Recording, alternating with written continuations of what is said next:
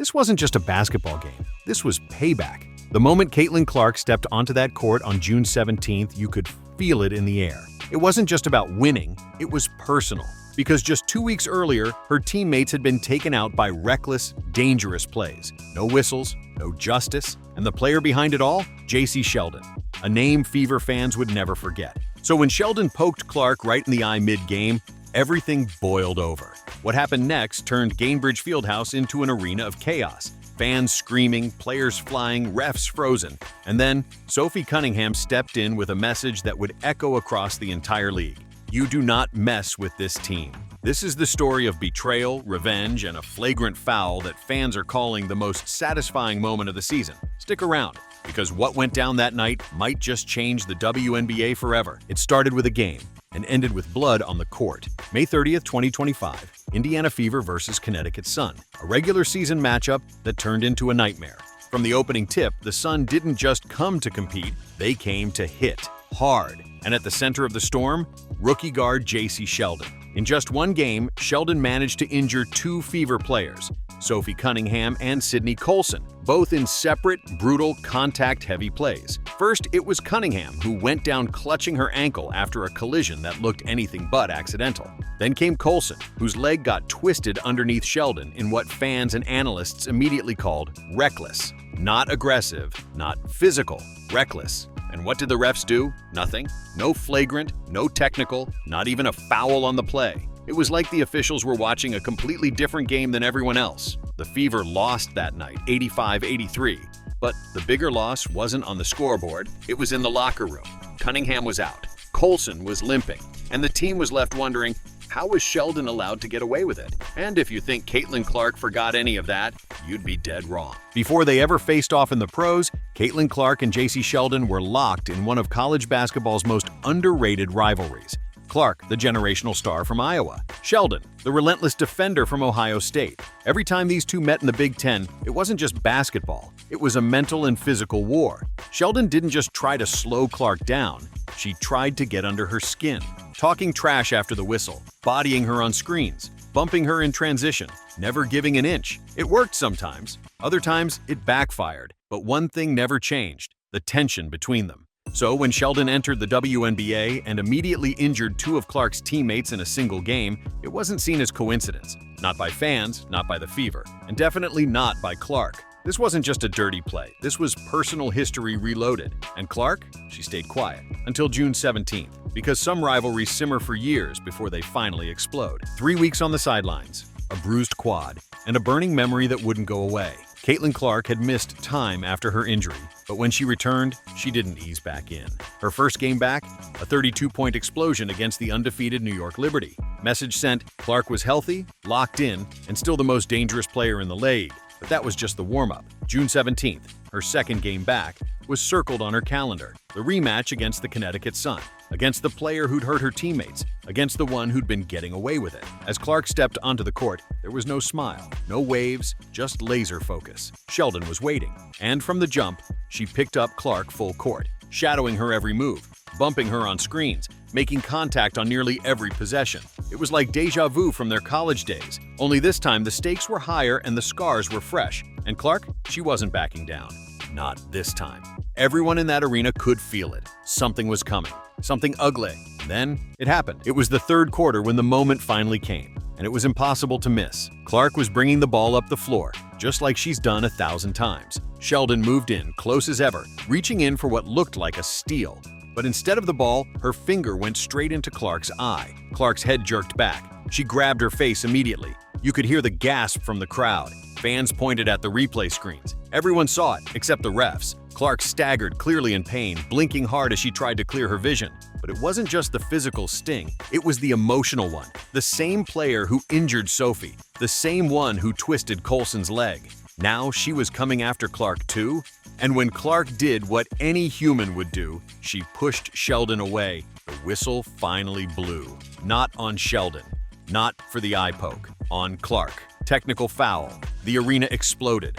Boos rained down from the stands. Fans, announcers, even opposing players were stunned. Clark was being punished for defending herself. And the message couldn't have been clearer. You hurt Clark, and she gets the tech. But that wasn't even the worst part, because seconds later, someone else decided to get involved, and things spiraled out of control. Just when it felt like things couldn't get any more chaotic, they did. Caitlin Clark was still squinting, trying to shake off the eye poke, when Marina Mabrey, another Sun player, decided to enter the drama in the worst way imaginable. Clark was standing near mid-court. No ball, no play happening, just trying to recover from the hit. And out of nowhere, Mabrey charged in and body-checked her. Full speed, no hesitation. Clark hit the hardwood hard, stunned and stunned again. It looked like something out of a hockey game, not the WNBA. The entire Fever bench jumped up. Fans were on their feet. Coaches screamed from the sidelines. You could feel the rage boiling over. And the refs? They just stood there. Finally, they went to the monitor. A 15-minute review began. Fans expected an ejection. Commentators said it was a clear flagrant 2. But when the verdict came back, a technical foul. That's it. Same as what Clark got for getting poked in the eye. Think about that for a second. Clark gets hit in the face, reacts, and gets a tech. Mabrey launches herself into Clark's body, sends her crashing to the court, and also gets a tech. No ejections, no consequences. The message from the officials was loud and clear. You can go after Caitlin Clark and we won't stop you, but someone else would. By the final minute of the game, the Indiana Fever were up big. The scoreboard read 87-70. The win was sealed. But Sophie Cunningham wasn't done. She'd been watching everything, from the eye poke to the body check. She saw her teammate get slammed to the ground and then punished for it. She remembered her own injury from May 30th, that twisted ankle. The tooth chipped in a collision with none other than Jacy Sheldon. And now, Sheldon had the ball, sprinting for one last layup with seconds to go. Cunningham locked eyes. This was the moment. As Sheldon went up for the shot, Sophie wrapped her up and took her to the ground. It wasn't subtle, it wasn't soft, it was deliberate. But it wasn't dirty either. It was justice. Cunningham didn't throw punches. She didn't try to injure. She made a statement. You hurt one of us, we hurt your pride. The refs immediately whistled the play dead. Flagrant 2, automatic ejection. But Cunningham didn't flinch. She didn't argue. She knew what she did and why she did it. As Sophie walked off the court, the crowd roared. Sophie! Sophie! Fever fans knew exactly what that foul meant. It wasn't just retaliation. It was a message to the entire league. If the refs won't protect Caitlin Clark, her teammates will. After the whistle blew, chaos followed. Jacy Sheldon jumped up, ready to fight. Players from both teams rushed in. The benches nearly cleared. It spilled so close to the stands, security had to step in. And just like that, the game turned into a full-blown spectacle. When the dust settled, the officials made their final ruling. Sophie Cunningham, flagrant 2, ejected. Jacy Sheldon and Lindsay Allen, ejected for escalating the confrontation. Marina Mabrey, somehow still not ejected, only hit with a technical. Caitlin Clark, also stuck with a technical for reacting to getting eye poked. The math didn't add up, the logic didn't exist, but the message, that was clear as day. The Fever weren't going to be pushed around anymore. Not by Sheldon, not by Mabrey, and certainly not by a league that still struggles to protect its stars. Head coach Stephanie White didn't hold back either. In her post-game press conference, she called it exactly what it was, a league-wide failure. When the officials don't get control of the game, this is what happens. We knew it was coming, we saw it coming, and they let it happen anyway. Her voice didn't crack, it rose. She was tired of watching her players take cheap shots while the referees swallowed their whistles. And Fever fans, they were tired too. This wasn't just about a few fouls anymore. This was a tipping point. The final buzzer sounded with the Fever on top, 88-71. But the box score barely told the story. Yes, Caitlin Clark dropped 20 points and dished out 6 assists. Yes, Natasha Howard posted her 50th career double-double. And yes, Kelsey Mitchell added 17 of her own. But what people will remember most from that night isn't the stat line. They'll remember the moment justice was served. After weeks of hard fouls, missed calls, and growing frustration, the Fever finally stood their ground. Clark got poked, she got decked, she got punished by the refs for daring to respond. But when it mattered most, her teammates showed up. Not with words, but with action. Sophie Cunningham didn't do it for applause. She didn't do it for headlines. She did it because that's what teammates do when no one else will protect you. And it worked. The league took notice. The fans took notice. Even the media couldn't ignore what happened anymore. The Fever weren't just heading to their first ever Commissioner's Cup final. They were heading there with momentum, with unity, and with something far more powerful than talent, trust. Because when one of them gets hit, they all feel it.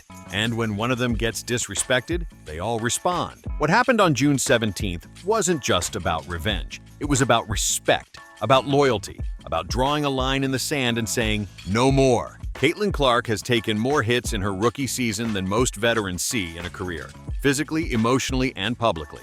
And time after time, the people in charge have looked the other way. But on that night, she didn't need a whistle. She had her squad. Sophie Cunningham showed the world that the Indiana Fever aren't just a group of players. They're a family that fights back when pushed, a family that protects their own, even when it costs them the game, the foul, or the ejection. And that's why this win meant so much more. The Fever didn't just clinch a trip to the Commissioner's Cup final. They sent a message to every team in the league. If you come for one of us, you better be ready for all of us. So if you're a true Fever fan, if you believe in standing up when it counts, drop a CC and Spicy Sophie in the comments below. Because what Sophie did, that wasn't dirty, that was defending the culture. The kind of culture that turns rookies into leaders and teammates into legends. And something tells us this team's just getting started.